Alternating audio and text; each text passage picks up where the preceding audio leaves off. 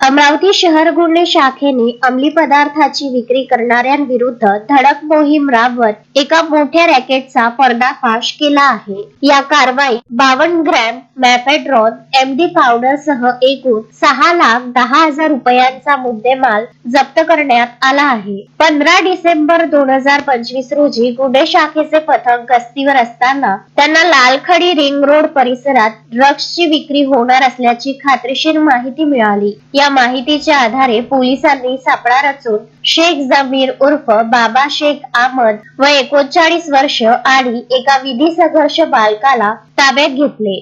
त्यांच्याकडून MD powder 52 ग्राम किंमत 5.20 लाख रुपये, एक कथिया रंगाची ऍक्टिवा गाडी क्रमांक MH31 FM 3740, एक मोबाईल फोन असा एकूण 6,10,000 रुपये किमतीचा मुद्देमाल जप्त करण्यात आला। आरोपींची चौकशी केली असता हा अंमली पदार्थ शेख राजा, शेख सोनू, शेख फहीद आणि शेख रहीब सर्व राहणार गवडीपुरा यांच्या मालकीचा असल्याचे निष्पन्न झाले आहे। हे चारही आरोपी सध्या फरार असून पोलीस त्यांचा शोध घेत आहेत। या प्रकरणी नागपुरी गेट पोलीस स्टेशन येथे NDPS कायद्याअंतर्गत गुन्हा दाखल करण्यात आला आहे। ही कारवाई पोलीस आयुक्त अरविंद सावरिया यांच्या मार्गदर्शनाखाली पोलीस निरीक्षक संदीप चव्हाण आणि त्यांच्या पथकाने यशस्वीरित्या पार पाडली। शोएब खान, विदर्भ न्यूज, अमरावती।